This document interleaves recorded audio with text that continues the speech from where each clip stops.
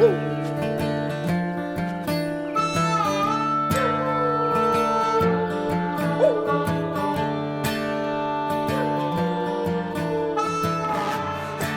everybody, welcome to episode 117 of the Go Get Outside podcast. This is your host, Jason Milligan. Welcome back, welcome aboard. Today we've got a nice, long, fun-filled episode full of fun facts and discussions about all sorts of topics. We're going to run the full gamut in this one. We are speaking to caver, canyoneer, runner, CrossFit enthusiast, world traveler, possible super spy, Jessica Leila. This episode is all over the place in the best possible way. We discuss all of the things I just mentioned. We go in depth about her childhood, how great her parents are, about all of the different pursuits and things she attempted. But we also have some very poignant discussions about things like dealing with depression and anxiety and being an introvert. And just a forewarning for any of you fans of Mind Freak out there. We talk immensely about how much of a piece of shit Chris Angel is. So with that, let's head to Burbank and talk to Jessica Leila.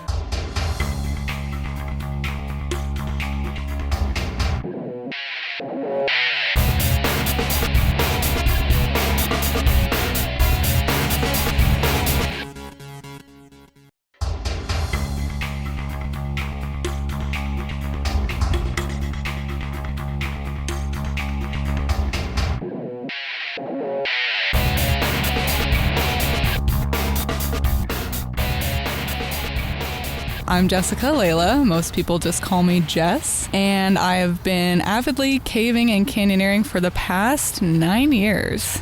It's been a minute. I don't know what else people should know about me. Fun facts. I'm going to spit them out. No. If you have fun facts, I would love. No one has ever just said, and here are fun facts. Oh, yeah. I've got fun facts. Oh, great. So, yeah, tell us some really weird, obscure fun facts about you before we even get into it. Okay, cool. So, I've run with the Bulls in Pamplona, Spain 9 times, which was 5 years in a row, but it was 9 times because the festival's 8 days long, and you can run with the Bulls as many times as you want. So, I'm at 9. The last time I fell and got kicked in the head, so that was fun. When I was in 5th grade, I memorized pi to 175 places after the decimal because there was a competition on Pi Day, March 14th. And I was going to whoop some ass. So I was like, that chick who's valedictorian in our class is fucking going to eat my shit. And she did. I won. So it was exciting. So how many places? 175. 175. I don't remember how many it is. I'm sorry to interrupt your fun facts, but this is a fun fact you might appreciate since you've memorized pi to that many digits.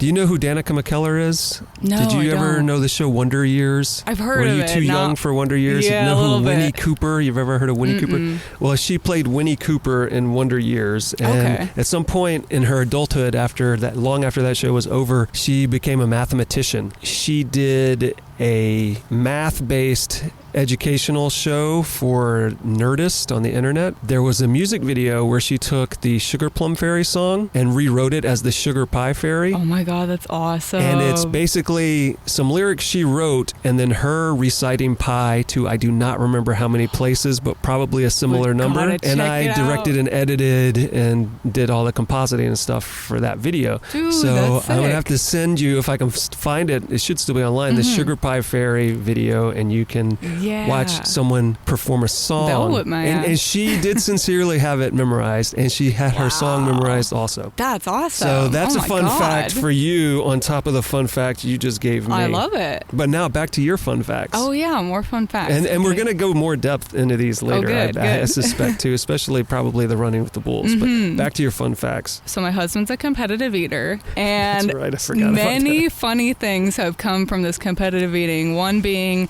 he won a chicken wing eating contest once, and we met Bret Michaels. And at the time, I was really obsessed with Rock of Love because, that was like the guilty pleasure when I was a preteen. Oh, Rock of Love, Flavor of Love, all the loves. So we won a chicken wing eating contest. We got front row seats to Bret Michaels, and we met him, and that was really cool. But Bret Michaels was Poison, right? Uh-huh. Yeah, okay. Yeah, so that was sick. And then also, we partied with The Offspring. So Dexter Holland of The Offspring has a hot sauce company, Gringo Bandito. So his hot sauce would sponsor these competitions competitions, like taco eating with chronic tacos. So like every year we'd go to these competitions, and back in the day they were much smaller than they ended up being. Like they grew to be at like an actual like music festival, and it was huge. Back in the day they were really small, and Dexter ended up inviting people back to his house. Like all the users would go back to his house, and I grew up loving the Offspring since I was 11. So I was like, oh my God, this is like my fantasy. Oh, I'm geeking out. And then eventually when Kevin and I got engaged, Dexter was like, oh, it's like I watched you two grow up. And I was, fangirl. That was so cool. What else? I've bungee jumped off of the tallest bridge bungee you can do in the world, which is in South Africa. That was really exciting. And I did it twice in a row, which was unexpected, but I loved it so much. And I said, oh man, I wish I could do it again. And they said, well, you can do it again. It'll be half price. Do it right now. Great, push me off that bridge. And I went backwards, so that was cool. I have a really fun pic of me like looking like I'm waving to the guy because he waved at me and I saw him and my left arm was doing something weird. And yeah, that was really exciting. I have noticed with the bungee jump places that they do that. They have their fees, like this many jumps, this much. And definitely they know there's going to be a certain number of people who are going to do the 2 or 3 or 1 jump or whatever, and then immediately say, I want to do more, and then they're going to say, oh, you can add that on right now. Yeah. It was awesome. I imagine at least 30-40% of their income each day is from people deciding to add on. Oh, for sure. Yeah, it was sick. Oh, I have another good one. When I was, I think, 12 or 13, I met Barry Manilow in Vegas. Are all your fun facts weird celebrity meetings? They're so weird. Yeah, I know. Oh my God, I was in like such a name dropper right now, but that's just what happened. I don't know. I had this friend who was my age, but she was such an old soul. She like was born in the 50s, I swear. And she would talk about I Love Lucy and like about her hillbilly family that grew potatoes in a bathtub. She was so funny. So we would always go to Vegas for spring break because we loved riding roller coasters. So we'd just run around town riding all these roller coasters and going to shows, Cirque du Soleil and all that. So she was obsessed with Barry Manilow, and obviously he performs there. So I was like, yeah, let's go to this concert. It'd be fun. So my mom drops us off at this concert where we're the youngest people by like 50 years at the show. And we made these absurd posters that said, I heart Barry. And like one of them was a stick figure of a man and then like the letter I and an arrow pointing down. So it was like Manilow. Get it? Did anyone get it? Yeah, so the producer comes up to us after around like the last couple songs, and he's all, Barry saw your signs, and we saw your signs, we love them, we want you to come backstage and meet him. And this should have seemed like a major red flag to us, like some creep in a suit being like, hey, young children, you want to come backstage? But we're like, yeah, it's amazing. So he went, and it was legit. Like, he came, and he talked to my mom, because my mom called me on my little flip phone, and it's like, we're meeting Barry Manilow. And your mom's like, even I'm too young for Barry Manilow. Yeah, why are you so excited? My mom is pretty young, so she was, God, how old is she? Probably in her 30s at the time. So, yeah, she would have been too young for him as well. Many people alive and probably listening to this episode may be too young for Barry Manilow. Yeah? So write in and let me know if I'm wrong. Yeah, I know. I have this fantasy of going back to Vegas, like, because I go back to Vegas a lot, and just like going to another one of his concerts and holding up that same sign and seeing if he remembers. Oh shit, it's you. It's me, I'm an adult now. It's been 20 years. Let me know what happens, because I'm really hoping you do that. I really want to. I keep saying I have to do it. He's getting real old now. Like, yeah, you're going to run out of opportunities. Yeah, for sure. One other funny, two other actually, now that we're talking about celebrities, funny celebrity stories. Actually, my wedding has a great celebrity story, but that's like down the road. Okay, we'll get to it. So we're still on fun facts, right? Okay. Back when I lived in Burbank, which is why we're here. Where are we? Oh, so we failed to go to Wildwood Canyon Trail, which is the trail I used to do. Yeah, because it is winter, and so the sun sets before 6 o'clock, and all the trailheads try to keep you out after sunset. I fucked up. My bad. I thought there was a road to park on. I don't know what I was thinking. It's been a while since I lived in Burbank, okay? So we were supposed to go do this trail because it was my old stomping ground back in the day. Right when I moved here was the first like outdoorsy thing I did, even before I got into canyoneering and caving and all the stuff. So I thought that would be cool. But instead we're at a park. so that's fine too. That's right. We were at the beautiful McCambridge City Park in the middle, or right near downtown Burbank.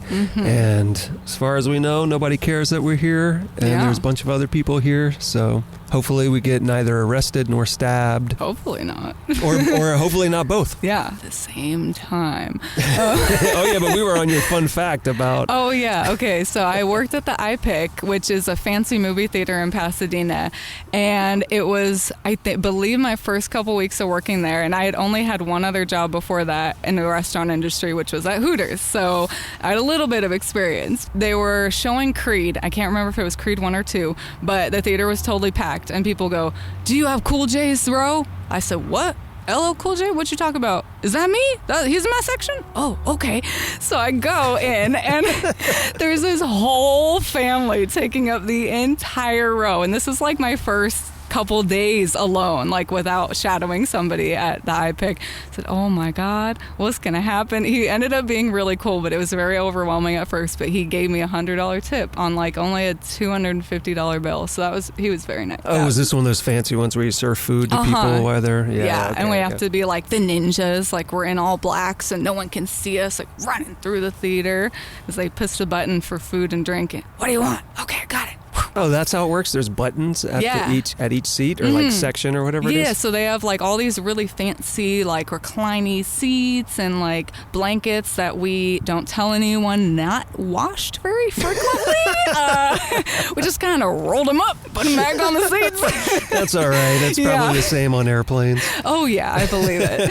But yeah, so it was a very, very high class. You know, I think my first day I actually served Terry Crews, but he was real easy because he only got a half OJ, half cranberry juice, 2 of them. He was very nice. Last celebrity fun fact, I also met Chris Angel in Vegas when I was a kid. No, at the time, was obsessed. Okay, this was like Mind Freak season 1 and 2. Okay, I have always loved magic ever since I was a kid.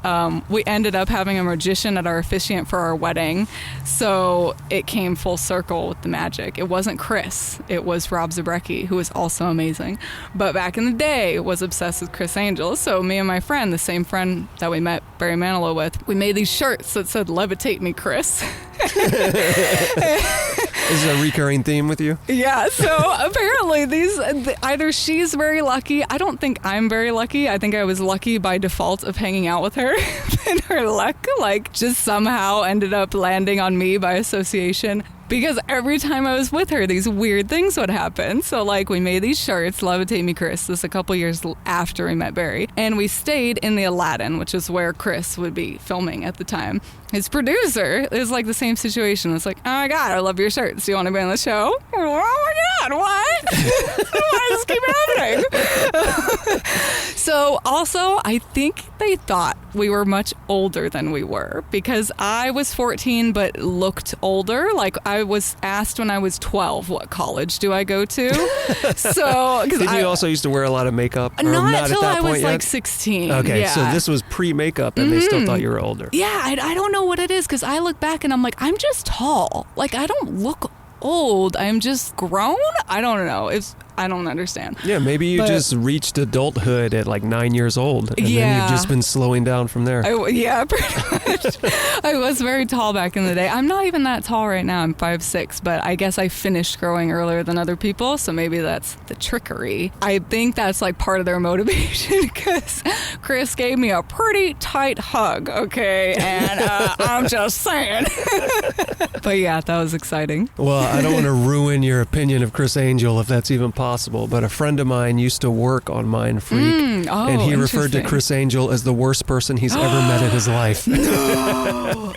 Oh my God, what did he do? Which pretty much is what I expected to be. He's pretty douchey. Yeah, I mean, he so. Like got more and more jewelry as the seasons went on. Like his hair got a little weirder. I'm like, all right, this is getting a little strange. His experiences working on that show might be why that friend of mine pretty much got out of the entertainment industry. No, that's so sad.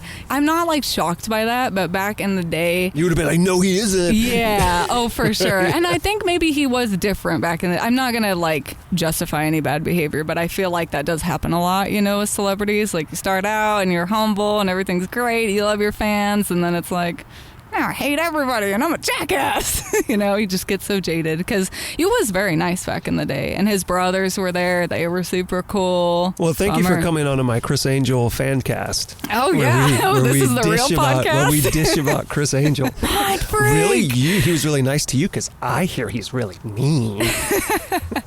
Oh, yeah. I did meet him again when I was 18 as well. Like we went. Oh, no. When you were actually Oh, yeah. of It's age. true. I was of age. He did not make passes. My mom was present. Oh, okay. Well, thanks, Mom. Yeah. Cock blocker. I think she did you a big favor. Yeah, probably so. But maybe not, because that would have been pretty exciting to me as an 18-year-old. Yeah, I think those are all the facts that I have. So, we got through all the fun facts? Maybe. All right, I did make notes on my phone. Let's see. This is great. You've made it. I don't have to do anything on this show so far. Yeah, I got you, dude. Yeah, we're like 15 minutes in. All right. I didn't have to do anything. You've already covered everything. All right. So, typically what happens is we go all the way back to your childhood, right? And we discuss all the deep-seated emotional trauma. Yeah, exactly, of your childhood. So let's do that. Let's talk about little Jess and all the terrible childhood trauma that you experienced that turned you into the person that you are now. Turned me into the monster you see before you. I mean, I've known you for a while, but I don't know where the hell you were born. I don't know anything like that. That's true. So now it's time to reveal all these, or if I do, I have completely forgotten. So reveal all these details, like where you grew up, how you grew up, if you were an outdoor kid or if you were just a celebrity chasing kid, which is what it sounds like so far. A freak. Okay, so I was born in Clovis, near Fresno. Oh, so Central California. Yes, and I lived there for the first 8 years of my existence was in Clovis, and I had a very unconventional childhood is how I would describe it, but I basically won the lottery of parents. I will say my parents are fucking awesome. Like, they're the coolest parents. Like, if someone asked me, like, design the coolest parents ever, like, I wouldn't have done as good of a job because they're amazing, truly. So my dad's from Pakistan, and he lived there. He was born and raised there, lived there until he was, I believe, 19. And my mom is adopted, but she grew up in Illinois with one other brother who's also adopted. They met when they were in college. So they both went to Iowa State, and they met. I say unconventional childhood because I didn't have a lot of family members growing up around me, because my dad's from Pakistan, so his family was in Pakistan, and he grew up incredibly poor. So I didn't even meet my grandparents till I believe I was 9 or 10. And I don't know if that was like a money situation of getting them there, because I think we were pretty well off already at that time, but I'm not really sure, honestly. I don't like to bug my dad about that because I don't want him to feel regret for not introducing his parents earlier, but they were very eager to meet me, and they were amazing people as well. But my mom's parents, not so much. Oh, I hope they're not listening to the show. Oh, they're dead, so so I can talk all this shit. Oh, if only Chris Angel was dead, we could talk about him too. We love you, Chris. Don't listen to him. So they were a bit racist, and they did not like the fact that my dad was brown and poor and Muslim at the time. So they basically told my mom, if you want to marry this guy, we're not going to associate with you. I'm glad that she didn't listen to that because I wouldn't have been born. So she said, all right, well, do it anyway. And they moved to California, and they did since rekindle things, like it didn't end up being like disownment or anything like that, but there was turmoil for sure. Like there was falling out, and it was in and out for a while, and there was issues when, like, for example, my grandma found out that I was wanting to grow up Muslim, like it was my choice, and I feel pretty connected to, like, I feel a connection to that side of my family, and I wanted to, okay, yeah, I'm Pakistani, I want to embrace it, I want to see what this culture's like, yeah, like, I want to be Muslim. She didn't like that.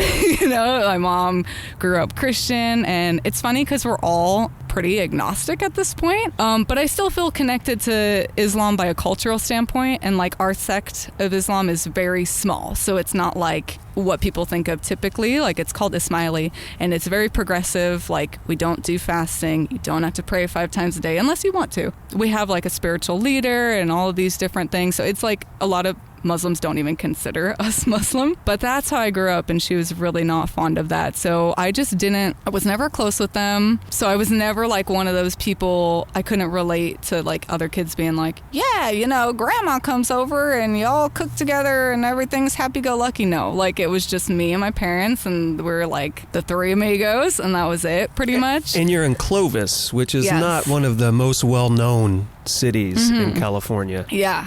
So not like you're growing up in a huge metropolitan area or anything like that. Yeah, exactly. So it was pretty like isolated in a way, and I'm also an only child, which should surprise no one who knows me. Does that mean you're a spoiled brat? Is that what that means? That's what people say about only children. Is this true? So my dad will say, my dad has phrases. He has all these funny little catchphrases that I've grown to. Oh, he's going to be great when he gets his own sitcom. Oh, yeah. Yeah. Oh, he's got like all the phrases like, that's Ali. No, that's what they'll say about him. So he has this phrase. He says, she's not spoiled. She's just very well taken care of. That's not true. I was so spoiled. Like, oh my God. I was at home actually this weekend, and we were just watching like home videos. Me and my mom were watching all these stupid videos of me as a kid, like opening Christmas gifts and shit. I was like, oh, this is cool, but like I wanted this other thing. I was like, dang, no, you don't say that. What? And then my dad in the corner is like, oh, that's okay. We can buy you a couple more gifts. Dad, no.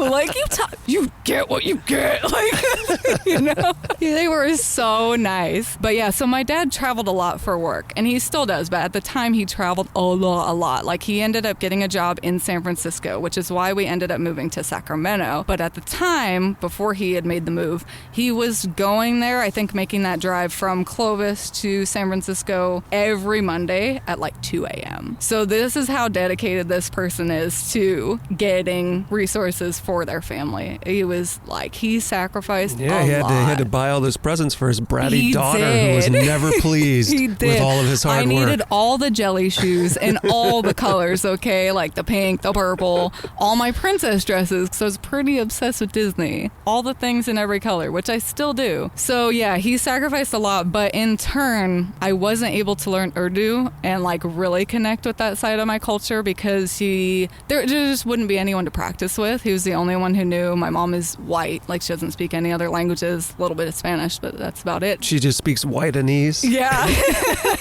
And I don't know where I developed my weird intonation of talking. People were like, are you from the South? I was like, no, I just say y'all, okay? Just chill. I don't know why I say it. I'm from Clovis. And you're like, that sounds like the South. Clovis. Yeah. I don't remember like having any resentment of him not being around either, because he really made a lot of effort when he was around. So that wasn't anything that bothered me at the time, which is surprising because I feel like a lot of people would be bothered by that. But me and my mom would just do everything together, and she had a full-time job, but she would always drive me around, this poor woman, to all of these things that I wanted to do when I was a kid. Like I did every extracurricular. My parents, I say they're so cool because they supported every single thing I wanted to do. Like they got me on skis when I was 2 years old. My dad essentially taught me how to ski. Like he taught himself at 28 years old, and then he taught me, and he's very good. Like my dad has this thing where not only is he a genius by IQ, but he is athletically capable in everything. He's like somehow able to teach himself how to do whatever. Like he taught me basketball and soccer and tennis, like all these things, right? And I just think it's so, like I'm so lucky that they wanted me to do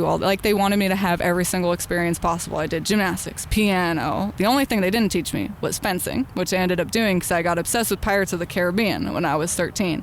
And I was like, I'm gonna be like Johnny Depp, I'm swashbuckle. So I actually ended up doing fencing for 7 years. Was there a point in your life where you walked in and you said, Mom, Dad, I know you've let me do piano and gymnastics and baseball and football and knitting and 50 other things, but I can't believe you didn't take me fencing. I really wanted fencing. Yeah. To which your dad replied, don't worry, we'll buy you fencing lessons right now. Bought me all the stuff. Oh yeah. So this is a person, he gets so ahead of himself. Like he will want to buy me all the equipment for everything that I show like the smallest amount of interest in. Like I tried to do dirt biking once. I was fucking terrible at it. I did one class and the bike like fell on my leg and I got a bruise the size of my thigh, and I was like, this sucks ass, I'm never doing this. He had already bought me like boots and a chest plate and a helmet and all this stuff, and he's like, oh, don't worry, you don't have to keep doing that. I'm like, God damn, dude. Like, is there just a shed somewhere full of a bunch of equipment? I think luckily he has enough friends to give the stuff away. Yeah, it's so funny. Like, even still to this day, I showed the smallest interest in scuba diving, which he loves. But I am so bad with boats, I get like intensely motion sick. But I really have this like pipe dream of doing the hammerhead migration dive, which he's done a couple of times. My dad's done everything. Like, he was in the Pakistani Air Force, knows how to fly all these planes, halo jumping. He's jumped like 100-something feet out of a helicopter, like makes our jump canyon look like baby shit, you know? I'm like, I've jumped 50 feet, Dad, wee! I will say, to your credit, you have done some jumps that I have seen you do that I am not willing to do. Oh, like Rainbow Room?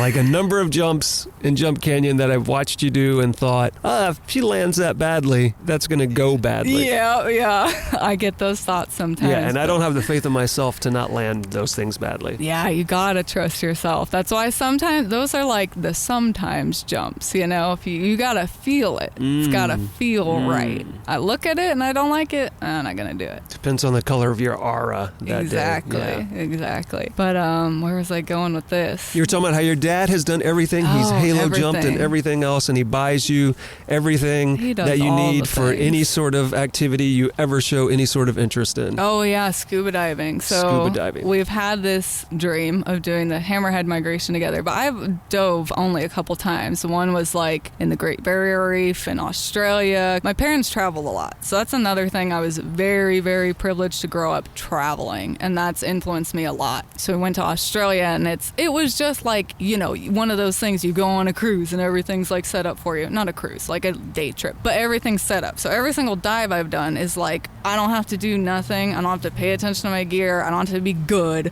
So the thought of actually doing scuba diving and having all this equipment and like being underwater is like mortifying to me. I always loved whales, but they're also like horrifying, like giant creatures in the ocean. I don't know, something about it just gives me like, you know, gives me the creeps. Well, we do have a lot of myths about people being devoured by whales. Yeah. So I don't think this is just Pinocchio, we're looking at you.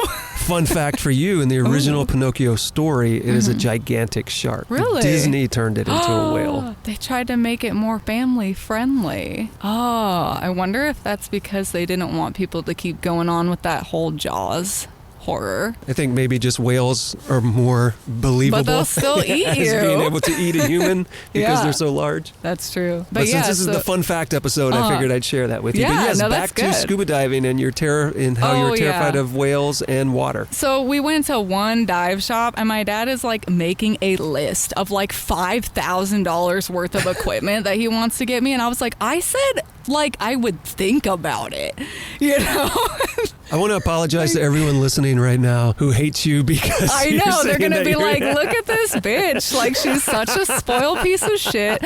No, but I think she is a wonderful person and you would love her, even though she's talking about how she regrets that her father was going to purchase her $5,000 in scuba gear. Yes. I think though that the reason that my dad wants to do all these things is because he grew up so poor. Like, this guy came from absolutely nothing, and he's successful now by his own doing. Like, he's very smart.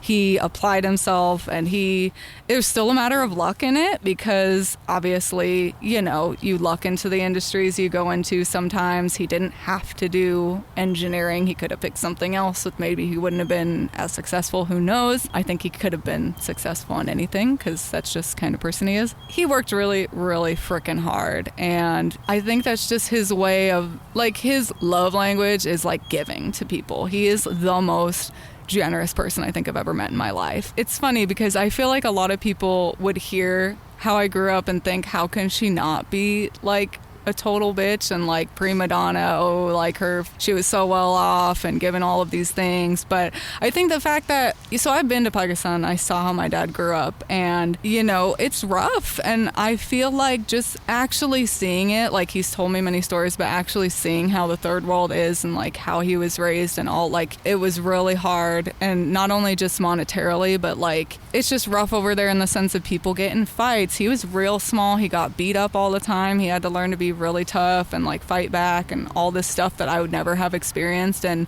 like he didn't want any of those things for me. So I feel like his generosity is like, I'm able to help people out now, and I need to go out of my way to give back. Like another one of his phrases, which he used to say when he was less agnostic and more Muslim, was, if God gives to you, you should share. And I think that's really cool, even though I don't know what my stance is on a God or not, but it's a really good way to live. Yeah, and I think you could easily modify that phrase. So it's, if the world, if nature, if fate gives to you, yeah. Exactly. But yeah, my parents are super cool. I mean, I could talk about them for like the whole ass podcast because they're awesome.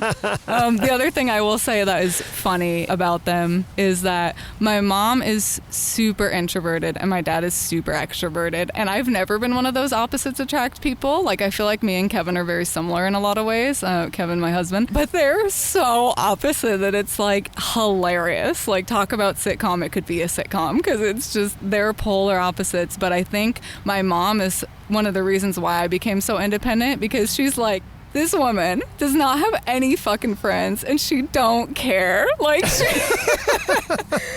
she's not sad about it. She doesn't want friends. Like I was talking to her this weekend and she's like, I do not go out of my way to see people on my time. It's so funny because she loves to travel. My dad travels a lot for work, so he gets companionship on the airplane. So she'll travel with him and he'll be working and she's like, I'm gonna do my own thing.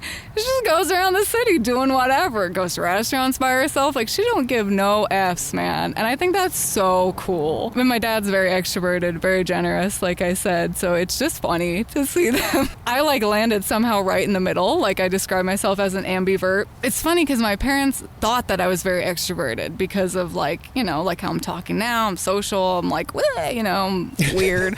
And I like to share stories. But really, like, I realized more late in life, actually more recently, that I'm an ambivert because I can be very social and I like it, like to hang out with my friends. But then I'm like drained, if that makes sense. And I feel like that is more of an introverted trait. Like you're not charged by being around people, you're drained. So you need to be by yourself to like recharge your social battery. So when we go on these trips, I'll have like a great time hanging out with friends all weekend. Then oh my God, I'm exhausted. So did you ever take the Myers-Briggs personality test? Did it? Oh no, It'll tell you if you're introverted or extroverted based on its very loose criteria. Okay, there's so many things that I need to do after this podcast. When I took that test 25 years ago or so, introvert and extrovert, I scored exactly the same score. Whoa. Oh, that's Which cool. to me made sense because there are people who, just recently somebody was like, right, you're an extrovert, right?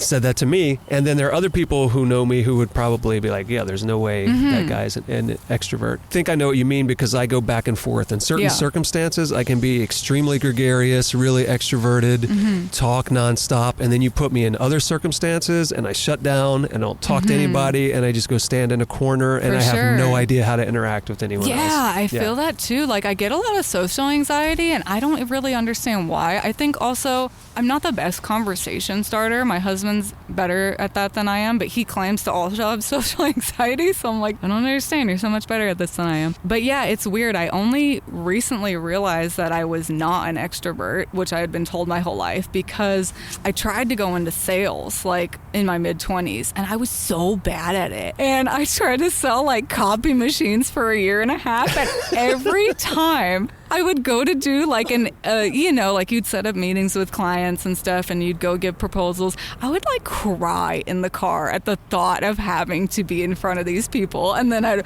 wipe away my tears like, buck up, let's do this. And, then, and you walk in with big red puffy eyes and they're like, oh man, this poor girl, we have to buy a copier from her. She's having a rough day. Please, sir, won't you buy my machine?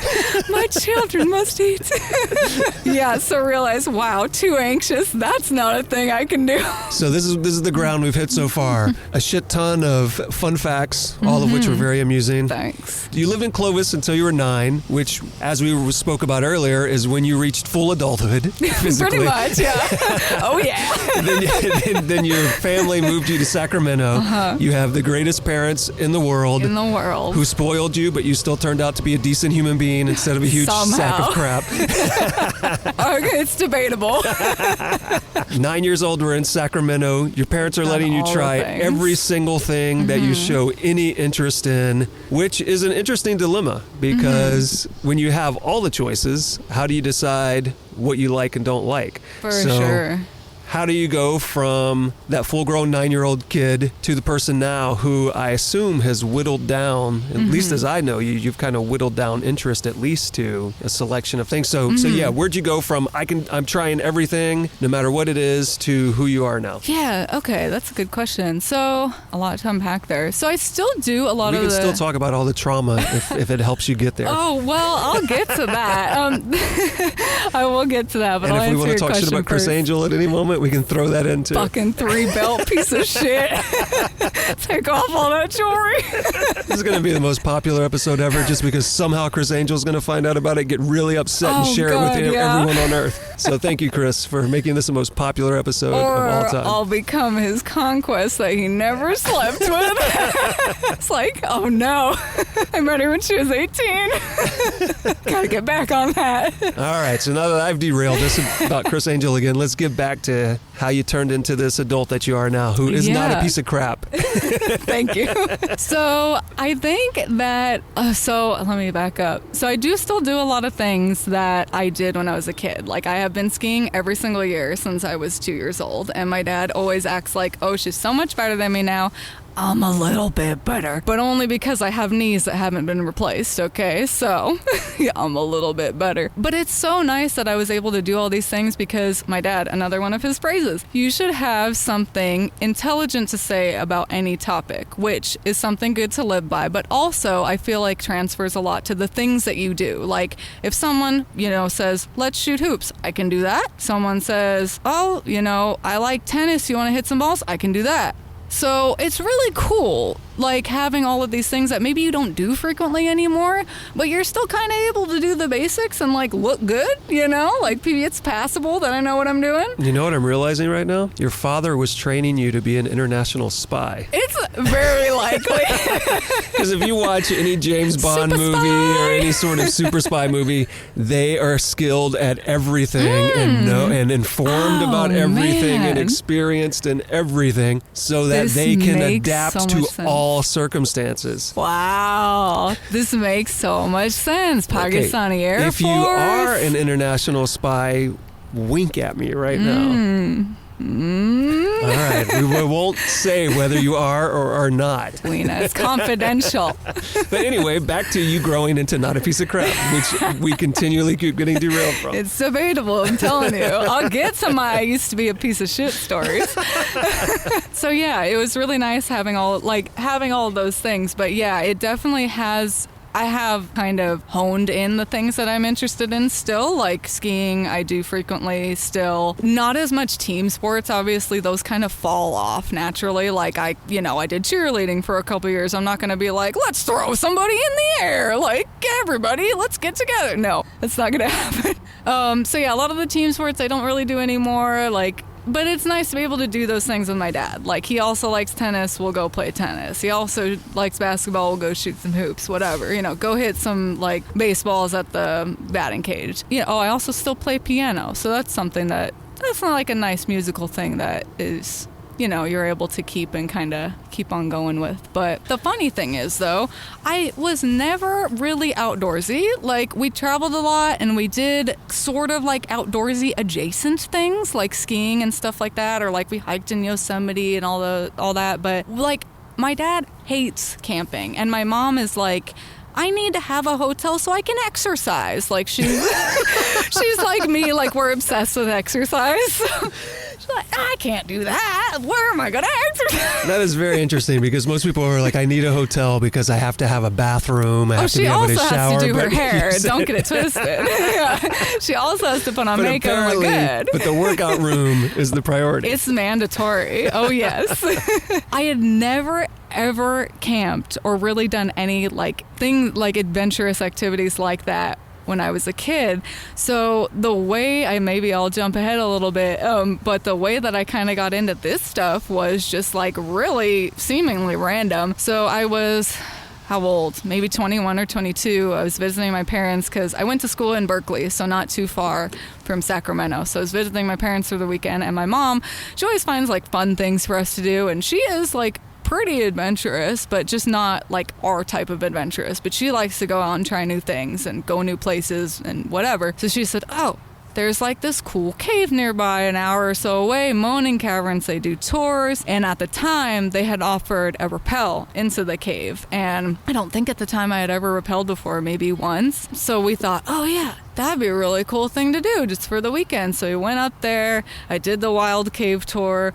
I did this 100-something foot rappel, which was so cool at the time. And it's hilarious looking back, knowing what I know now, because I think about the equipment they gave us. And it's like a full-size rack, like what you would rig, like dropping El Cap, you know?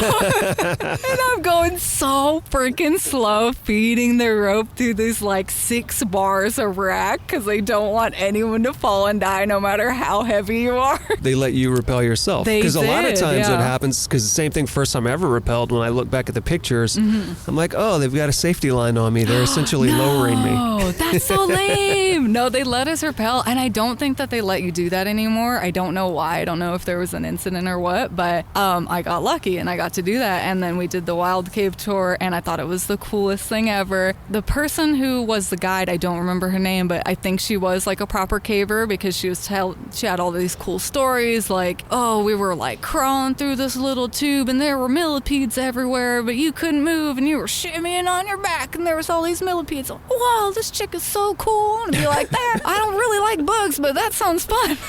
I didn't really immediately jump into how do I do that, but I did kind of look around, and Kevin and I were going to Arizona and there was colossal caves over there, so we did another wild cave tour, and I started asking the person who was guiding us, hey, like, how can I get into this? Because people must do it without having to pay, right?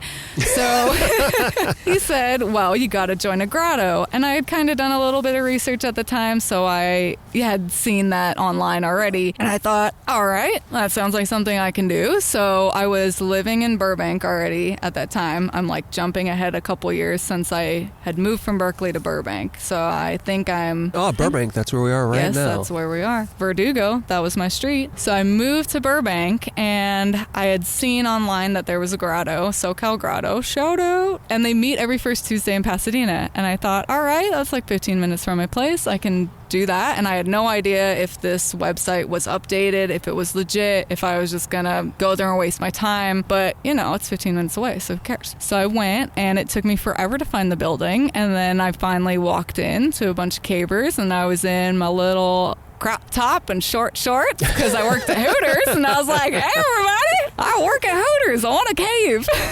I don't know why I have this thing where I remember like every event. Were you actually in the Hooters uniform? No, okay. But I just remember every event based on what was wearing. But yeah, so I walked in and I had my little flannel crop on, and I probably looked like an idiot, and they were like, who's this jabroni? But they were super cool and super welcoming. And like a month later, I did my first trip, which was actually not to a cave or a canyon. It was to a mine exploring event, which became underground. I think that was like either their first or second official underground back in 2014. And there's like all these, cavers and off-roaders and all these different types of people. And we get together and explore mines. And it used to be in Tacoma. It's now in Ballarat. But my friends, Matt and Brian, showed me how to pitch a tent for the first time. And it's just so funny because I was so green. This is the first time ever in 2014. Ever. Yeah. You look right. ever. It's just so goofy to me now because I did all these things when I was a kid, but I never camped because I think my dad was probably traumatized from the Pakistani Air Force making him do outdoor things that he didn't want to do. And he's like, camping? No, never. Where am I going to pee? He says. I'm like, the ground? But yeah, so that's how it all started. And then I was hooked. So that's how you go from a spoiled little brat that can do everything to a not a piece of crap grown Not up. a piece of shit. Is that what we just learned? I believe. All right, so this is 2014 and they meet at Caltech, right? Yeah. I could see why you'd be a little confused because the room they meet in is not the easiest to find. So Dude, yeah. and it has the same damn name as another room. It's like there's two Beckmans. Yeah, and you have to like go into a hall and know So which confusing. room to go into. I think for a year I parked like a half a mile away and they were like, why are you in that structure? Like, because I'm a dumbass? Like, I don't know what weigh's up. 22. I don't give a shit. 23, I think, at the time. All right. So you make your way over to Caltech. You make your way into there. You get to attend the underground. Mm-hmm. So one of the things the grotto is really well known for is making sure that all of the cavers who are part of the group are experienced, educated, practice frequently. Oh, yes. So I always say, like, I know you're a canyoneer also, because we mostly know each other that way. And I always say I like to go do canyons with cavers because they're always the best prepared of everyone there. But basically, you're going to step into this thing where there's like this structure that maybe you're not used to, or maybe you are. Maybe you're used to that structure from every other activity you were doing. When you join the grotto and they're like, hey, you need to come to this practice and you need to do this, and you need to learn that, where you're like, hell yeah, somebody has organized all this for me? Or were you like, nah, but I need to go to piano lessons over here and I need to go do this and I need to be free and do what I want? What was there some sort of culture shock, or was it like you slid right in and that was your place? Oh yeah, good question. So as a kid, I think this is the only child thing and like wanting to make my parents proud, but I was very much like a rule abider. I was doing, teacher's pet. Like I wanted to answer all the questions and like get everything right. So and like, oh yeah, like kid. Gross, But yeah, I just like loved doing assignments, like a total creep. It's like weird to me now, but like I would set goals for myself. Like in high school, I'm gonna get all straight A's for all 4 years, and I will fucking do it. I'll kill myself trying to do it, and I did it. 4.25 GPA, but that's how I got into Berkeley. So it definitely didn't bother me. It actually I did like it that it's regimented like that. I like that they had practices and it's like, show up on this date, this is what we're gonna do. So yeah, I enjoyed that. I made time for it, but at the time I had no friends. So it wasn't hard to make the time. I wasn't involved in CrossFit yet either, so I really did have a lot of free time. So it was nice to be able to fill my time with all those different activities. And when I joined, I got really lucky too, because they were very active in a lot of different places. I feel like, no shade, trying to phrase this in a nice way, but now I feel like our grotto trips have become a little bit more like limited. Like back in the day, for example, my first couple trips were way out of area. Like there's not a lot of caves in SoCal. A lot of people are like, oh, where do you cave? Not here. Okay, we gotta drive at least 5-6 hours on average. So, we would drive up to the Sequoias, and even to Vegas was one of my first trips. We got with some people from Vegas Grotto and we did a couple caves out there, and I was like, wow, this is so cool. Like we go everywhere. And I went to a lot of the Western region in those first couple years caving, and it allowed me to be able to kind of make friends all over the place. So now a lot of the trips I do are not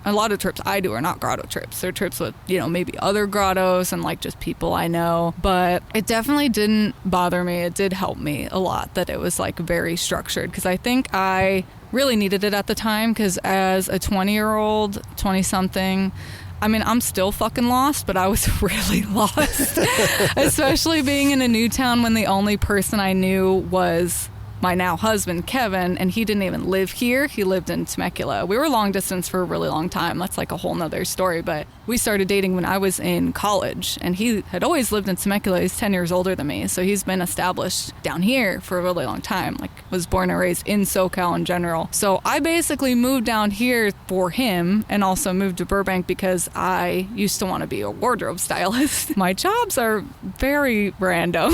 Like, they're all over the place. Wardrobe stylist, Hooters girl, iPick, Xerox, many other things. Yeah, so I had no friends. It really opened a lot of doors for me. Like, I was going to get into this earlier, but what's weird is, like, describing my childhood seems like I should be very happy, like I was given everything, every opportunity, but for some reason, I remember being very angry. And, like, I'm still angry, but I don't know if that's just a genetic thing or, like, I firmly believe that some people are just wired differently, but, like, I've always been angry and anxious. I remember, like, being young and just crying, sobbing in the bathroom, thinking about loved ones dying. And, like, how awful is that going to feel? How heart-wrenching is that going to be? I'm going to be so lonely. How will I go on? As, like, a very small child. And I don't know if that's environmental, because I had a friend when I was 3, and her brother died, and she would talk about death a lot. So I don't know if it's her fault I'm so morbid or if that's just the way that I am. I think, honestly, finding this group, like, maybe it's too deep, but I feel like it kind of saved my life because I was in a real bad place. Like, in college, it was so not fun. I had the worst time in college, like, almost no good memories. I don't even remember a lot of it because, like, I feel like I, like, trauma forgot it. Yeah, it was just, like, it was really lonely. And as an adult, it's really hard to make friends. So I moved to this place and I don't know anybody. And all of these wardrobe styling jobs I had, the people, terrible, like, terrible human beings. And I have a lot of stories about that. Was this wardrobe styling for the film industry or for a fashion, for a film? Yeah, so I had one wardrobe styling job prior, which was for Katie Quinn in San Francisco. She's awesome. Like, I kept in touch with her for a long time afterwards, but it so happened to come about because I was just randomly calling people because I really wanted to get in this industry. I said, hey, like, I want to intern for you. Do you need an intern? She was like, I didn't need one, but I've thought about it, and you called, so sure. So we spent our whole summer together, and she was a personal stylist and she would occasionally shoot for magazines and stuff like that, but it was so different than what I experienced down here. And when I got here, like, knowing no one, you know, you have all these people that are treating like garbage because they don't want you to get too far in the industry, right? Like, they want you to do the grunt work, not really learn too much because then you're going to be a threat to them. They don't really want you to get near their contacts. So, yeah, it just was a really bad feeling. And Kevin and I would only see each other like a couple times a month because, you know, he's doing his thing down in Temecula. I'm bopping up here in Burbank, and it was just super lonely. So the reason that I feel like I crave this in my life is because when I'm caving, like deep in a cave or way up on a cliff rappelling, it's like I'm free. And I don't think about all the depression and all the anxiety because you just can't, you know? Like, you can't let that into your mind at the time because you're doing something that's really dangerous. And you have to be so hyper-focused. And I feel like it is one of the only things I've ever found that gives me, like, I have space to breathe, you know? I didn't want to get emotional, but it's truly one of the only times where I feel like I am free from my own thoughts. Because I'm not nice to myself. So... yeah, it was, like, really pivotal in my life, finding this group. I think I can identify with a lot of the things that you're saying there because to a certain degree, in some ways, similar story for myself and then a lot of people that I talk to, which is you're at some sort of pivotal point in your life and then you find a group with like-minded people with an interest that kind of helps guide you in a direction, and then you want to share it with everyone. Yeah, And it's funny because, and we talk about it on this show all the time, there's the thought of like adrenaline junkie. Oh, you like to do this activity because you're an adrenaline junkie or because whatever. And that's always from people who clearly don't participate in the activities. They don't know. Because there is a totally different aspect to it. Like what you were just talking about, how it helps you get separate from yourself. And that might sound like, oh, so you run away from your problems. And it's not that either. It's this opportunity to like be useful and functional and do something sort of unique that requires skill and bravery and courage and all these sorts of things, and prove to yourself and show yourself that you're capable, while also having other people do these things with you. So you can build these bonds with people. One of the things that's happened for me, and when I talk to people, especially like through hikers who do long distance trails, common phrase is, this ruined my life.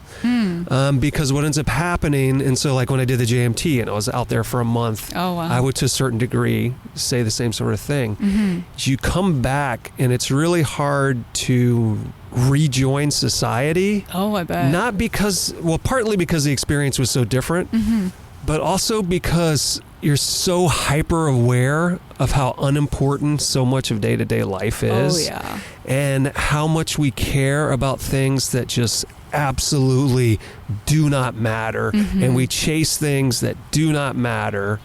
And so when I hear people say, oh, the stupid adrenaline junkies, blah, blah, blah, blah, I always think, it's so unfortunate that we can't take them and show them that agreed. What actually we do is we go away and we learn about ourselves and who we are. And like you were saying, you felt lost. And I feel lost so many points in my life, and to a certain degree kind of happening right now. And outdoor activities, adventure sports, those things help center me and help me find myself again. And then also like boost your confidence and help you recognize that we're all kind of worthwhile people. Oh, exactly. I resonate with that so much. Like, yeah, it is funny because I've heard the adrenaline junkie thing a lot, and I'm not going to say that I'm not, because like I'm going bungee jumping in South Africa, like I got a little bit of that. But yeah, I do have like dopamine crashes too when I get back from trips, because I just feel like it's so, I don't know how to describe it. Like it's so freeing being out there. It's almost like I'm seeing the world with new eyes. And I feel like I really need that to not be jaded to things. And like it helps me appreciate things because of the fact that I do struggle with depression. I have for a long time. Like I feel like I've had this issue since I was about 15, so more than half my life. Like I just need it to, one, to break up the monotony, and two, because I just feel like people are designed to be outside. Like we're not supposed to be stuck at our freaking desks all goddamn day long, like slaving away at these stupid things, like you said, that don't matter at the end of the day.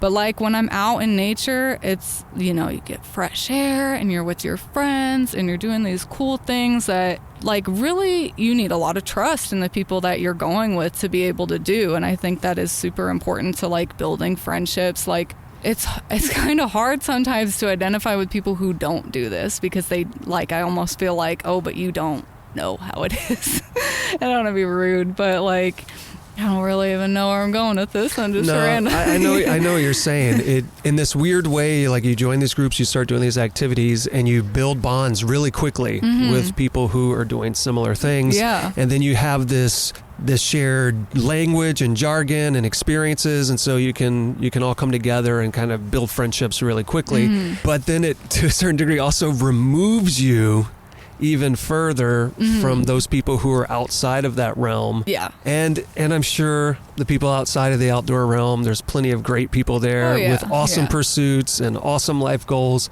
but it's very easy to fixate on the things that seem like really shallow, or like the chasing of the fanciest phone, or the obsession with their Twitter account or something like that. And outside of that, those people have worthwhile personalities in some other aspect, but it's very easy to see those things and be like, why are you letting your life revolve around these things? Because those things are not going to help you become a better person, or help you learn who you are, or help you pursue like a like loftier goals with your life. And it seems so obvious once you get away from it. Yeah. Though we easily slide back into it ourselves. I know, it's funny. Like, I have a decent amount of friends outside of caving and canyoneering and all that, and I do have to go out of my way to like make sure I do things with them and keep in touch and all that. Still, even though they've known me for so long, are like, where's Jessica? And Kevin says, oh, well, she's out on a trip, because I don't know if I said earlier, but Kevin does not do caving and canyoneering. So this is my own thing that we do separately. He has met a lot of my friends and is friends with some people, you know, from the community as a result of me introducing him, but he's not involved really at all. And so I do this thing that's totally separate from my husband, which a lot of people just think is so crazy. So he'll go to CrossFit and everyone's saying, where's Jessica? Oh, she's in a canyon. She's in a cave, whatever. She's doing her own thing.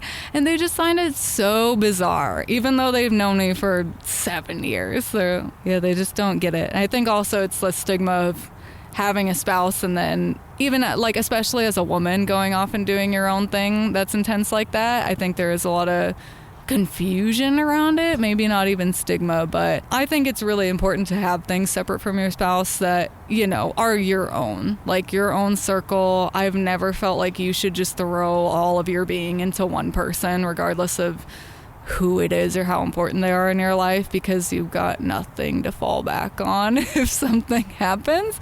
And it's not like I'm doing this because I feel like, oh God, what's the result of a divorce? I must have other friends. It just kind of happened this way. But, you know, he's afraid of heights, so he's never really going to want to be involved in these things. I think it's probably, what am I trying to say? I feel like my mom and her independent streak has kind of given me this. It made me realize that it's acceptable, like as a chick, to have your thing and be your own person and be like a strong fucking badass woman and like, yeah, I'm gonna go do this shit. I don't need no dude. I think it's cool. Yeah. If I'm married, I don't need a fucking dude. So Eric and I are similar, where we have a lot of things we do together, and then things she does I have no interest in, and things I do she has no interest in. And we've tried some of each other's things, and if we don't like it, we don't do it. And I 100% agree. It's good to get away from each other, come back to each other. Yeah. It's healthy. Yeah, I think so too. Yeah, even though you get married and you become one as two people, you're still two people, and you still need to feed those two people. Exactly. Yeah, I think it's crucial to have that separability. I think it helps too sometimes to get out and then, like you said, kind of find yourself and center yourself. Like maybe you're having an argument and you're so pissed because, like I said, I'm an angry person, you know, and I go away and it is like a reset. It kind of helps me realize what's important. Yeah, I think it's good. It's very healthy.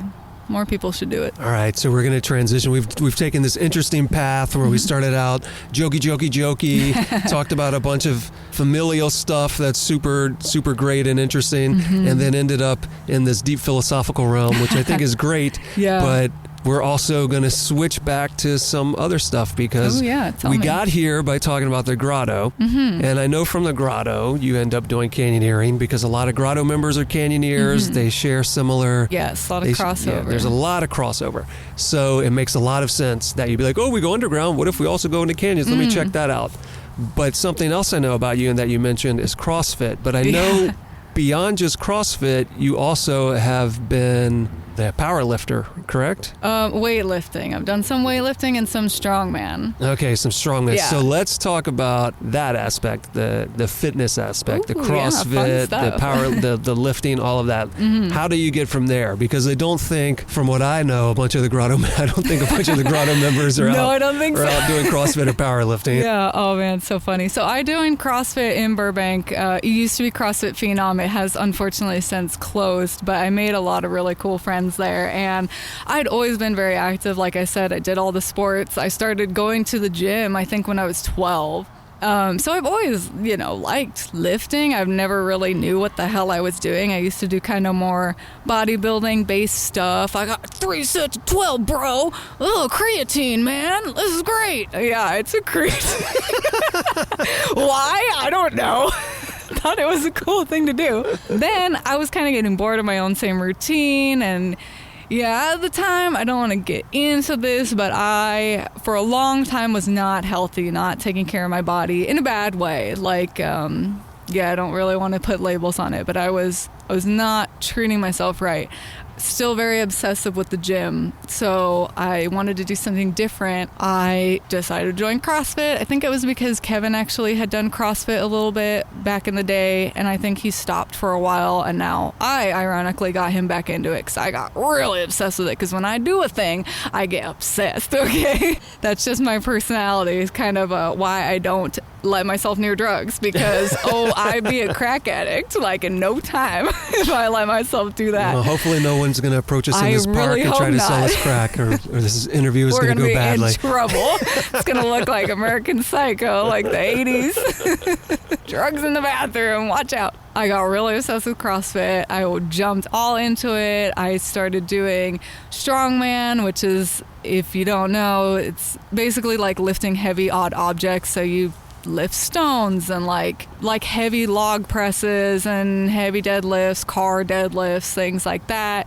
So we'd do that every Sunday. I actually got more into weightlifting when I moved down to Temecula and I joined CrossFit Overload, which is where I go now. And they had like a whole weightlifting class like a couple times a week. And I got like pretty obsessed with that for a while. And I ended up going to a couple of seminars from like actual Olympic weightlifters, which was really cool. Like there's a guy, Alexei Torokty. He won gold for Ukraine in 2012. And nobody can tell me that his medal was revoked, because, I mean, it was, because they say he was on drugs, but no one's going to tell me that's not legitimate, because he won gold in 2012, okay? And I recognize it. So I've done a couple of those seminars. I did one of Klokov's seminars, which I think he's probably the most famous, maybe one of the most famous weightlifters people know. He's Russian. I'm not as much into that now because I've started running marathons in the past couple of years. So this is where, the obsession, you can see how it transitions. I still do CrossFit, but the reason I started running marathons is because I got Rhabdo in 2020, which... What is Rhabdo? Oh, so Rhabdo, it's a CrossFit thing. Like, you'll hear it if you join a CrossFit gym. Oh my God, don't do that, you'll get Rhabdo. But it's mostly a joke, right? So it's rhabdomyolysis, which is essentially you work out so hard that your muscles will, basically overload and seep into your bloodstream. Like, it's creatine kinase goes out of your muscles and into your blood, and you're like, oh my God, what's happening in my body? I thought it was fake. It is so real. Okay, so we do this workout every Memorial Day called Murph, and it is... Oh, I know this one. Oh, you know Murph? So for people who don't know, it's a mile run, 100 pull-ups, 200 push-ups, 300 air squats, a mile run. And you're supposed to do it, the prescribed way to do it is with a weight vest. And it's 20 pounds for dudes, 14 for women, I believe.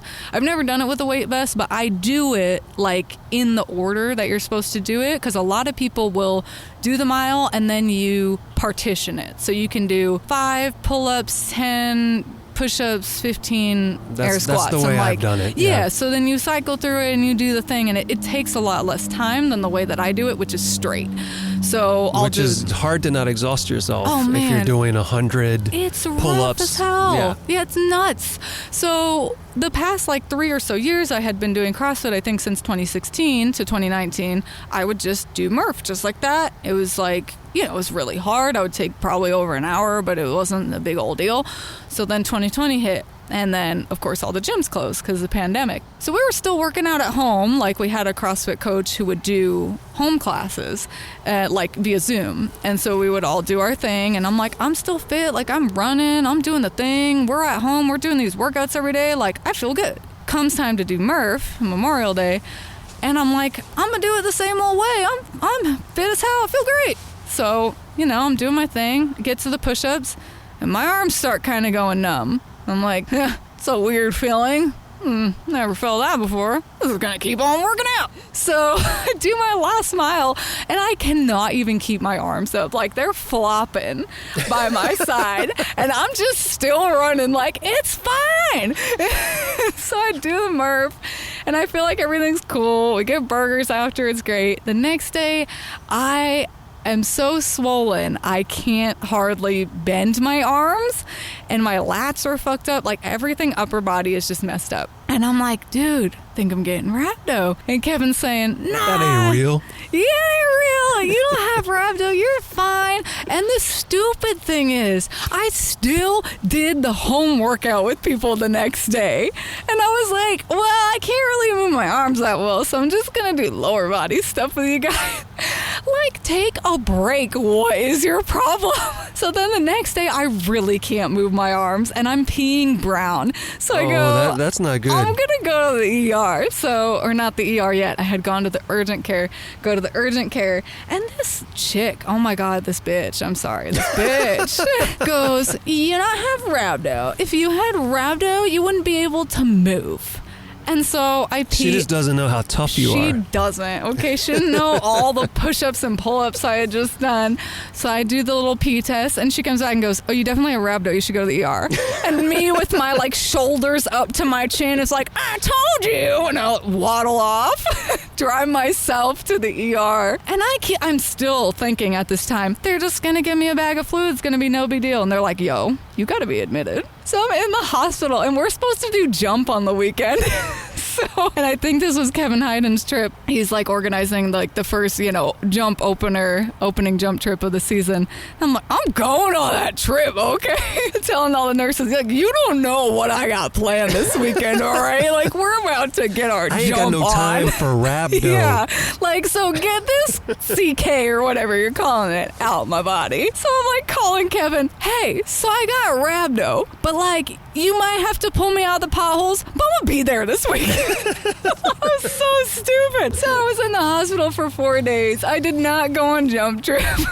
Yeah, it would never have worked out. I was like still in the hospital on Friday. You coming? No, man. This for sucks. People listening that don't know what jump trip is, it's this canyon that involves a lot of jumping from fairly high to extremely high if you want to. My favorite jumps. canyon. Yeah, it's pretty involved. It's come up on this show a lot. You should not do it if you have rhabdo.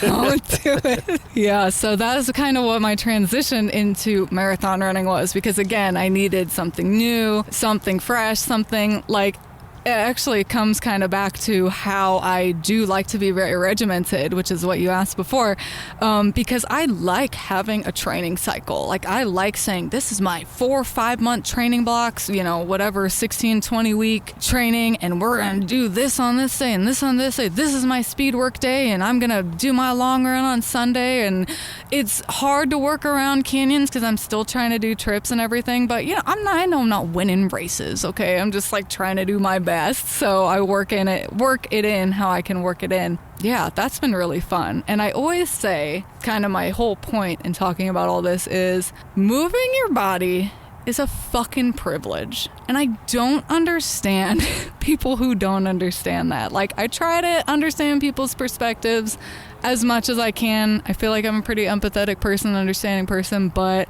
I don't understand people who don't want to move. And that's like a big reason I feel so blessed to be able to go do the things that we do. It's like a way that I can take CrossFit and take running and all this fitness that I built up over all these years and be like, look at the places that I'm able to go because of this. Like, because I'm able to have a fit body that I've worked really hard to, built up aerobic base. I've done all the things. I've got strength. I can lift myself out of potholes, no problem.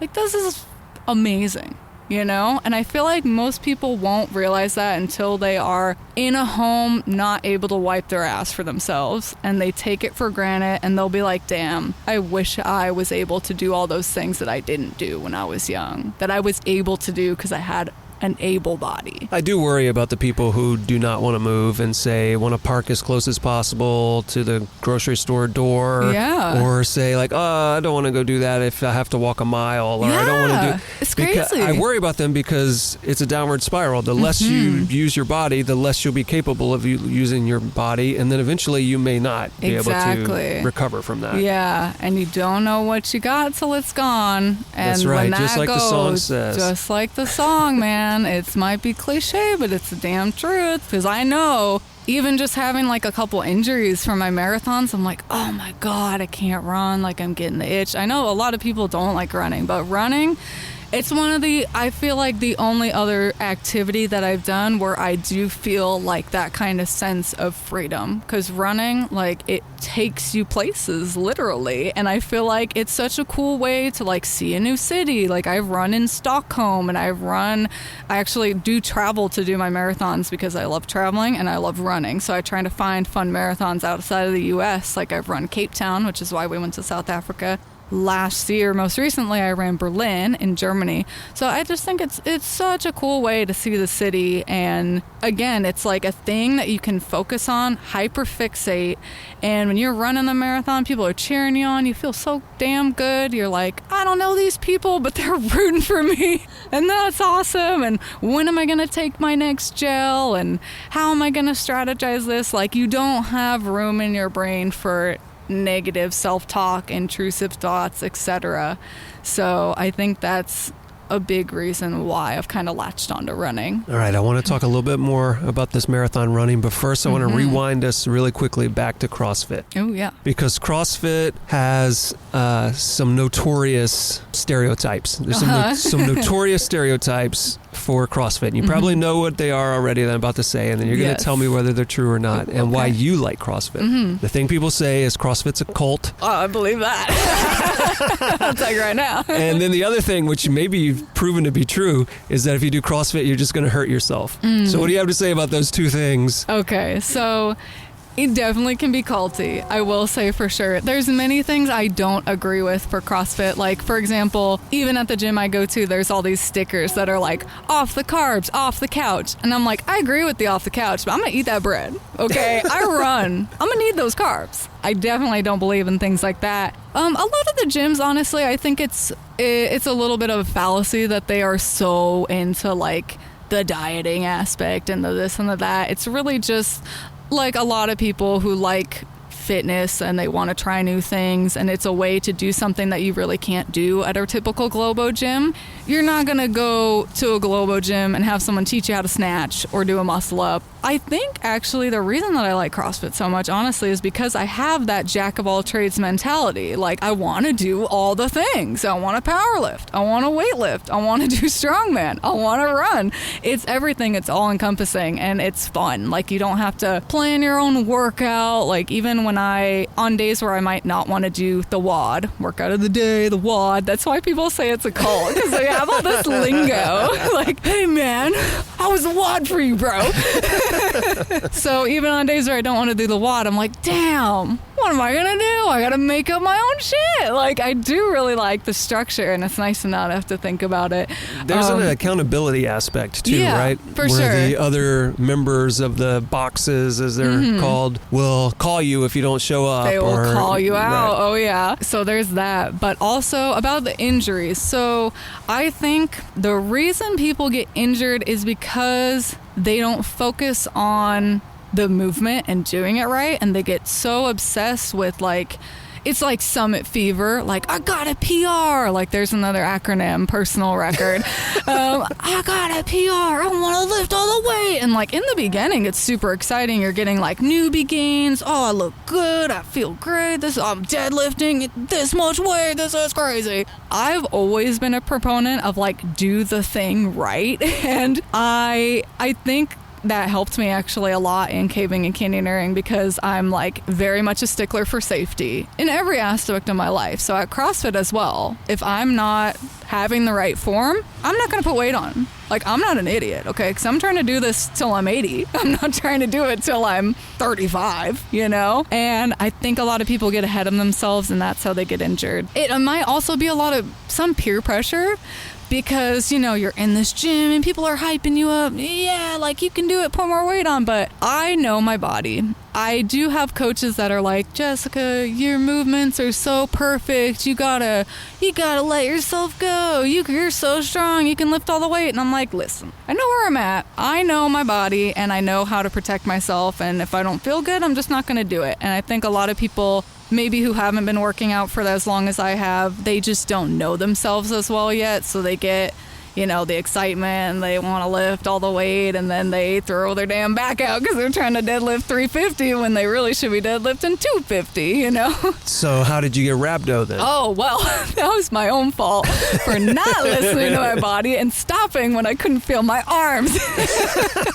That was definitely me giving in to not paying attention, and that was bad. And I think it's so weird how, especially for a girl thing, like upper body movements specifically, if you don't do them consistently, you will lose the strength very quickly. And I think I realized that when I got rhabdo, because I was still fit and we were still working out hard at home, but I don't have like a pull-up bar at my house. We would have to go to the park, do a little bit of pull-ups, but it wasn't consistent. So I kept thinking, oh yeah, I'm still fit overall, this will be fine. Well, it wasn't.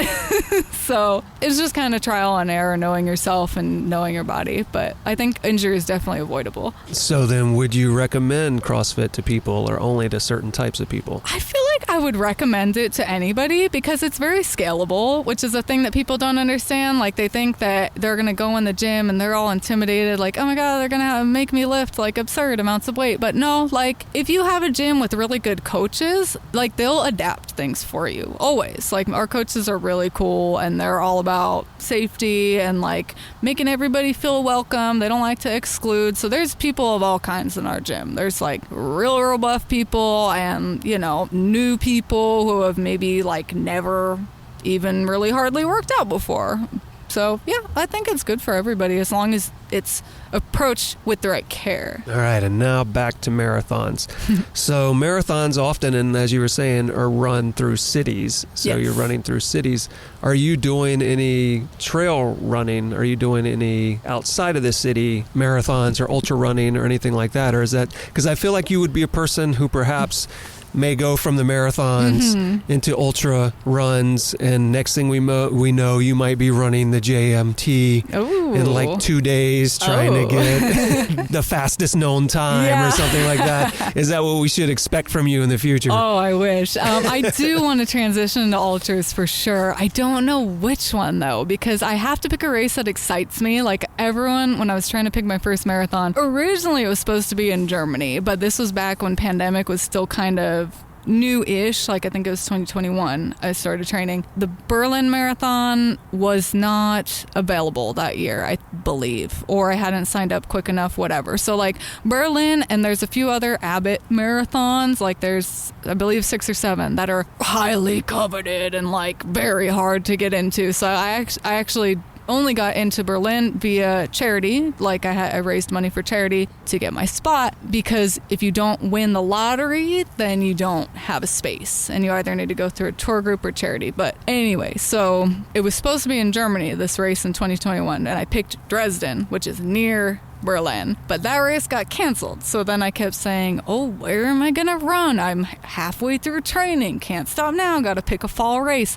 And everyone kept saying, just do LA. And I'm like, that's so boring, I'll live here, man, I don't want to get out. That's kind of the reason why I like to travel, because I think it's really fun to learn about the history of a new place and then run through it. And especially with places like Berlin, the race ended going through the Brandenburg Gate, so we spent all this time learning about the divide between East and West Germany and people not being able to go through that gate for so many years. And you pass through it and you're like, oh man, I feel the history. You got to run through history. Yeah, and it's so cool. So to answer your question, I have not done any proper trail races yet. There is one that I'm looking at for next month, which is, it starts in a cave in Texas. I think it's Natural Bridges Caverns, and then it'll go around their little, it's like a half marathon. So it'll go around the trails outside of the cave. And I did do something similar like that in Alabama a couple years ago, 2022, I think. And that ended in a cave. So that was fun. So that's kind of a cool mishmash of the two things that I do.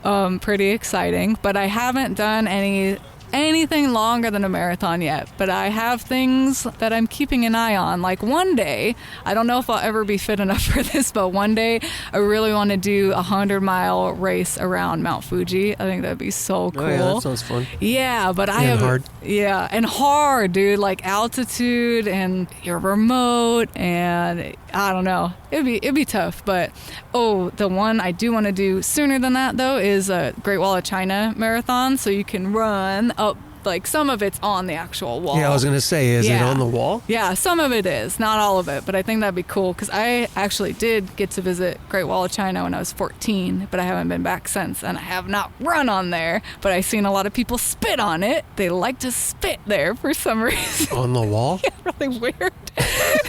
They also had a sign for toilets that was just like pointing over the wall, and me and my dad were like, is that legit? Or and your dad wants to know where to pee. Where do you pee? Yeah, it can't be outside. It can't be over the wall. All right, so I want to talk about a couple particulars about marathons. So this question's for me. So my knees when I run on concrete, like concrete tears up my knees if I run it. I don't mind trail running. Typically when I jog or something, I'll do a few miles, mostly on trail in my neighborhood. But as soon as I'm on concrete, I feel like it trashes my legs. So 26 miles, almost entirely on asphalt, concrete, whatever, does that trash your legs or your knees? It's rough. So there's a reason people often, even people who run ultras will say, the marathon on the road is the hardest race you will ever do. Like, regardless of distance, it's really hard on your body. And I have had a couple injuries over the years, and they've mostly been not consequential. I've been lucky, but you really do have to focus on like prehab and getting your tendons ready for all of the time on your feet. And it's hard to avoid things like runner's knee. And actually, I had Achilles tendonitis before my Berlin run, and I got a couple injections for it, it's interesting the things that I've done there. It's called Prolozone, and it's not FDA approved, but it's amazing. Like, if you have an injury you're confused about and it's not going away, get a Prolozone injection because it heals it so fast. It's crazy. I got the injection, I think I got 2 of them this time, like a couple weeks before I ran Berlin. And at the time, it would just hurt me every step to walk. And I ran the marathon. I got my best time ever. This is insane. Everyone needs to know about Prolozone. So you were doping. I was doping. Give me all the drugs. I need that performance enhancer. I'm going to win. Watch out, Kenyans. I'm coming. So here's the other topic, and I know that you're going to be down for talking about this one.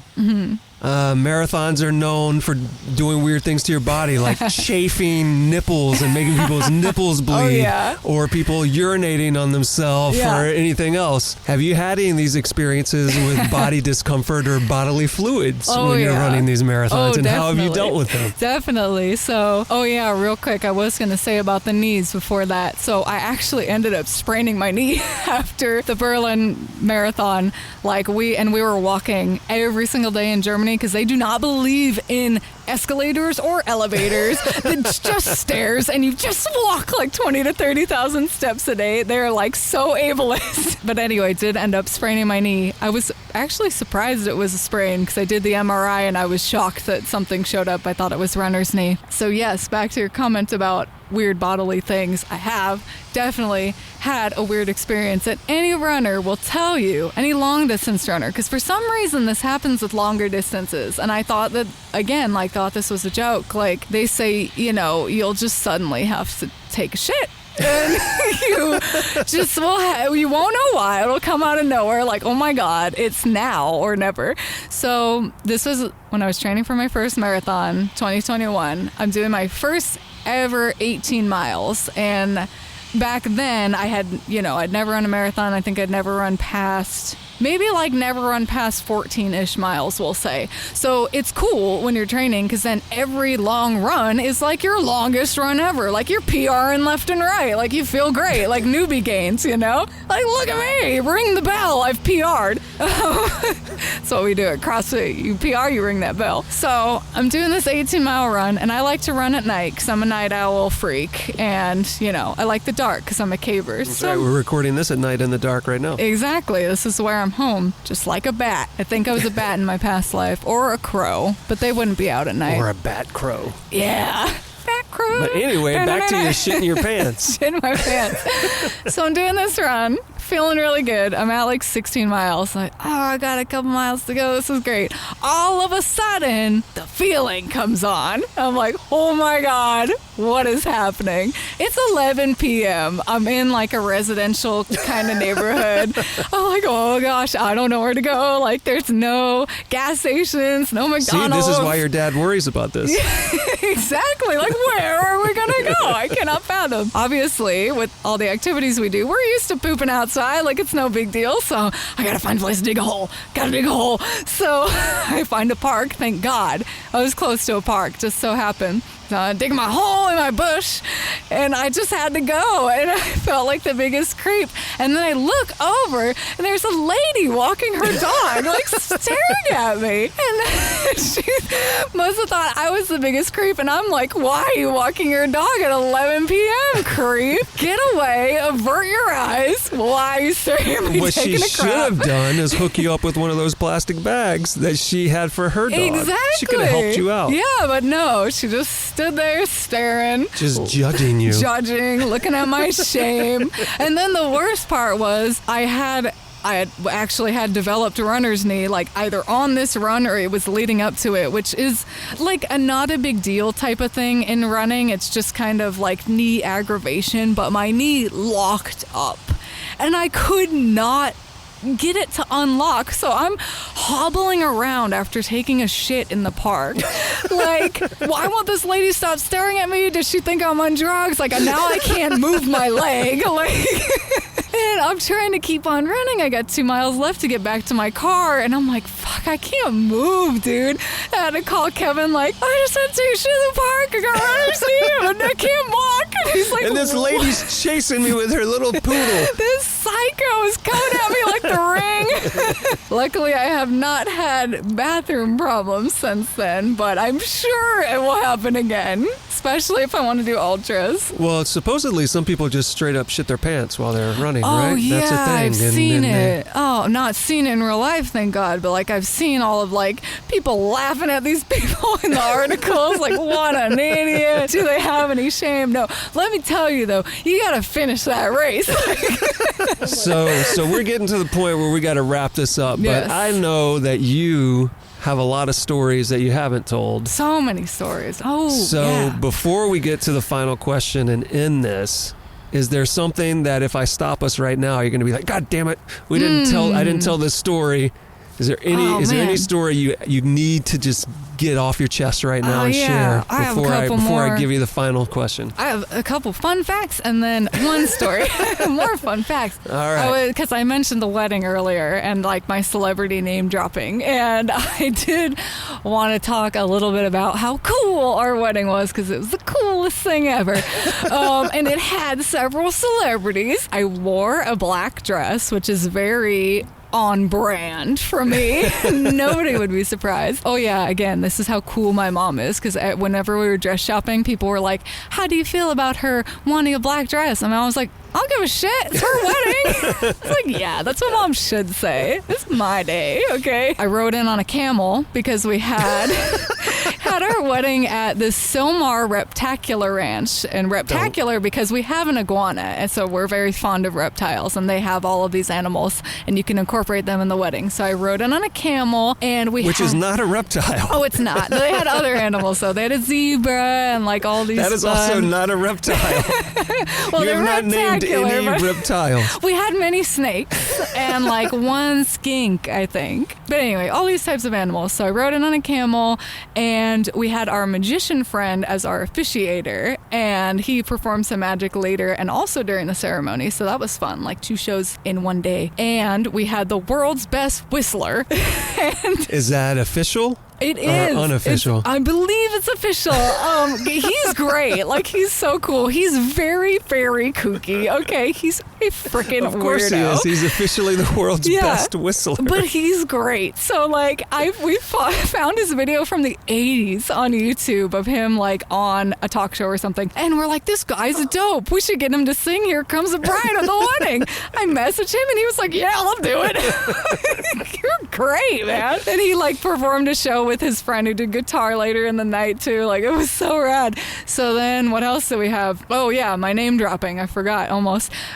We had 2/3 of some Tenacious D at the wedding because if you haven't seen Tenacious D, there's a character in the movie Pick a Destiny called Lee, and he's the pizza delivery guy. So Kevin got this guy. We say Lee so that people understand what we're talking about, but he's JR in real life. So he messaged JR and he wanted him to come dressed as his character to deliver pizza to me as the proposal, which is how Kevin proposed, which is fitting because he's a competitive eater, right? So the pizza said, "Will you marry me?" I won't bother with the story, but that's what happened. And he was did you have to eat it to where it either said yes or no under the slices or something? Cool. No, right. But no, it was great. So he ended up being the coolest dude. We're still friends with him. He's awesome. So we're like, yeah, you're definitely going to come to the wedding. Like, this is amazing. He came to the wedding. He has another band called Trainwreck with Kyle Gass from Tenacious D. We went to his concert and we ended up meeting Kyle, and he had heard about like the proposal already. And he's like basically invited himself to the wedding, which we wanted to invite him anyway, but we thought we would be totally weird if we did. So he's like, oh yeah, when is it? I'll show up. And JR had warned us, like, he says he'll show up. He might not. He's a little flaky, so we weren't counting on it. He just showed the hell up on the day. I was like, oh my God, everything's coming up. So he showed up. We sang the Lee song for JR, because that's his character, has a song called Lee. That's a whole thing. We sang that with Kyle to him, which was awesome. He's like breakdancing.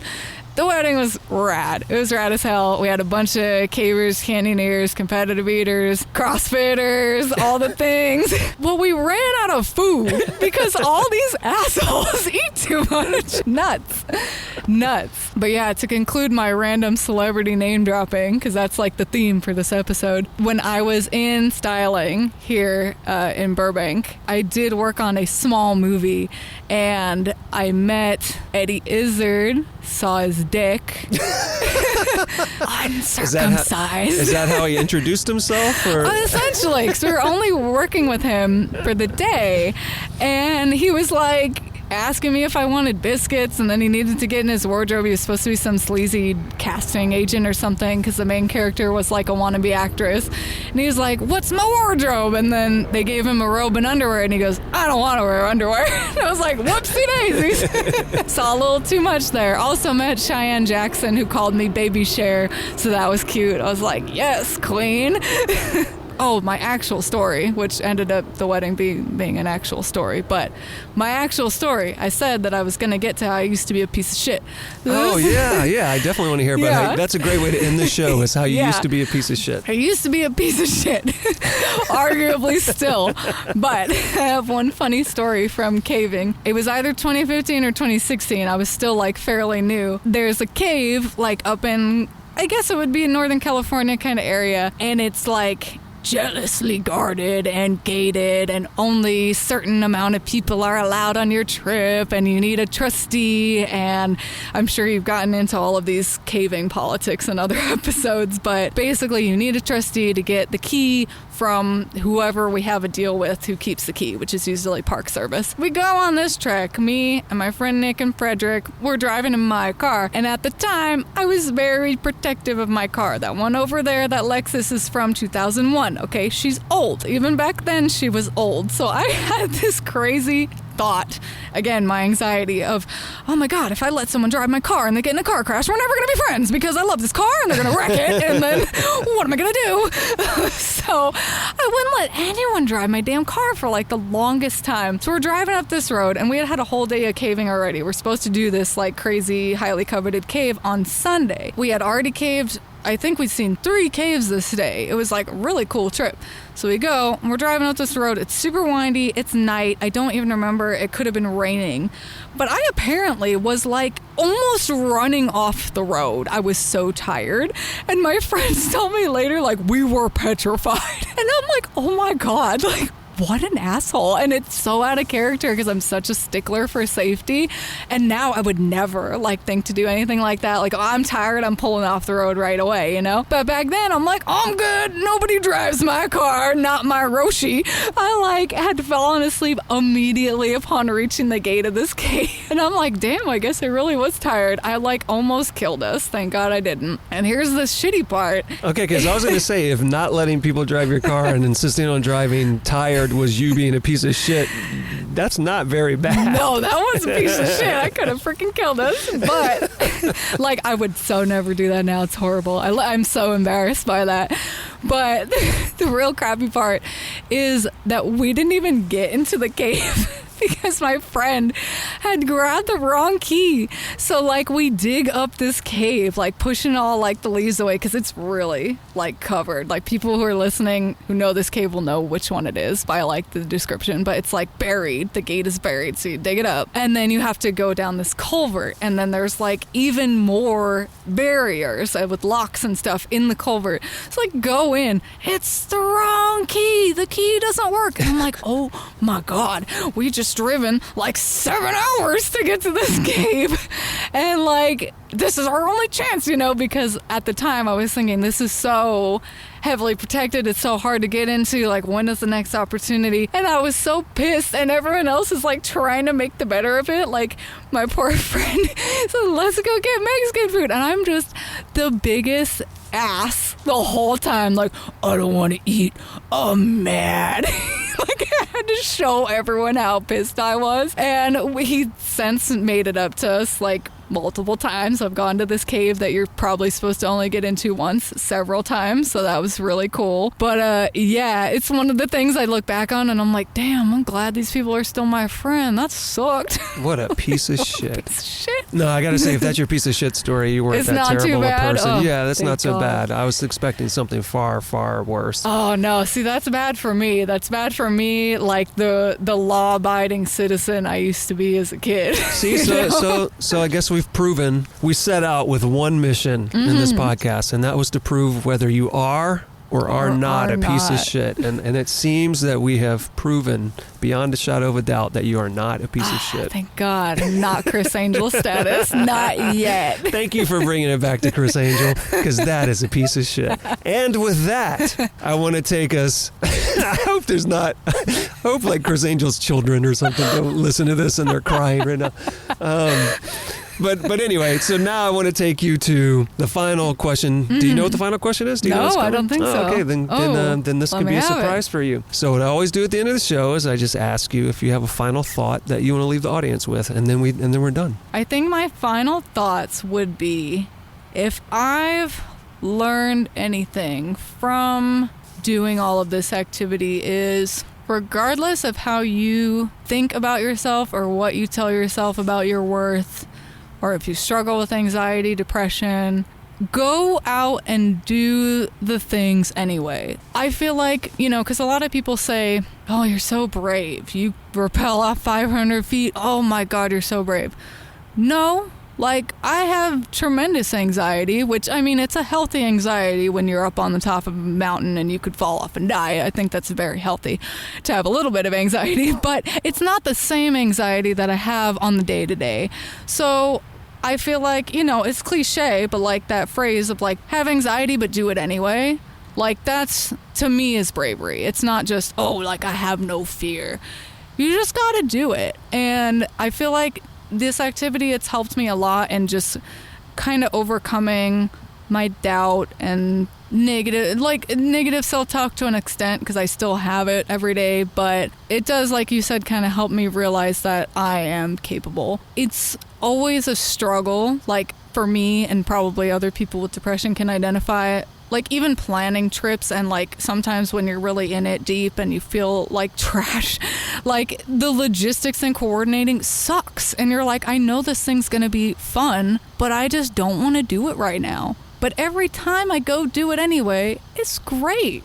And it's amazing. And I make more memories and I have fun with people I care about. And we go do awesome things that most people will never they'll never have the opportunity to do it. And it's really special. So I think allowing that into your life really can change things. So I would say, even if you have anxiety, even if you're struggling, get out of bed, just try a little, and hopefully you'll reap the benefits. See, I knew you'd have something great to say at the end there. Thanks, I tried. I tried a little. I sincerely think that's a great thing to leave everyone with. And I want to thank you for driving all the way from Temecula, which may as well be another country. People all act the way like that. to Burbank. Might as well be on the moon. And then driving around Burbank looking for a place where we could record this. Yeah. No, it's great. Thank you. And dealing with my garlic breath from my Zanku chicken down the street You're from lucky last I night. love garlic. All right. They don't call me the Dracula of Temecula for no reason. Well, I guess I wouldn't like garlic if I was a Dracula. Yeah, that didn't make any sense Whoops. whatsoever. Shot myself in the foot. Thanks, Mark from Vegas. He came up with that. Dracula of Temecula. I'm rolling with it. I like it. All right, I can tell if I don't just stop recording, you're just going to keep going. Keep on. Aren't you? I got bits. Okay. All right, see if you can get one out before I hit this before I turn off this record button. Screw it up.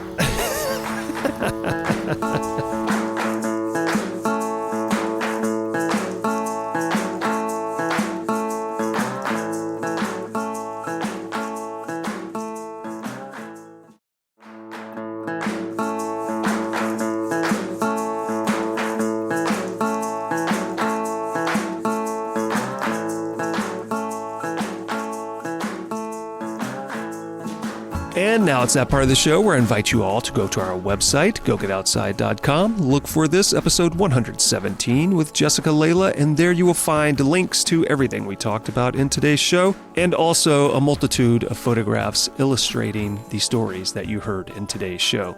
And if you should want to contact us here at the show and say, hey, I think you gave Chris Angel a hard time. He really isn't the piece of shit you think he is. Or, hey, he's really changed over the years. You can do that a number of ways. You can email me, jason@gogetoutside.com, or you can leave a voicemail or a text message at 818-925-0106. And despite however you feel about Chris Angel, please go to your podcast purveyor of choice. Subscribe to this show, rate it and review it, preferably a high rating, and please share it with someone who you think would enjoy it.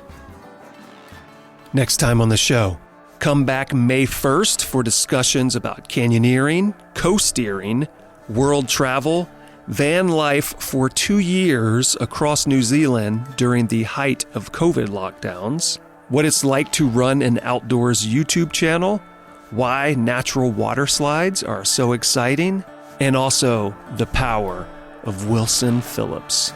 May 1st, the infamous Jesse St. Louis.